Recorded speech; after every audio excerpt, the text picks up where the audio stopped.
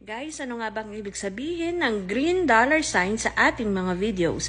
Guys, pag po may ganyan na sa inyong mga videos, ibig sabihin po nun, monetize po ang inyong mga videos. Ibig sabihin, wala pong violation ng inyong videos.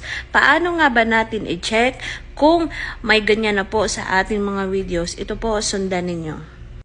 Ayan guys, punta muna tayo sa ating menu, tapos sa creator support. After that, mapapunta tayo sa monetization natin. Tapos, i-click naman natin ang program eligibility. Makikita natin ang page eligibility. Next is mapapunta tayo dito guys. Punta tayo sa Meta Business Suite. Ayan po. Yan, click natin yan. After that, napapunta tayo dito.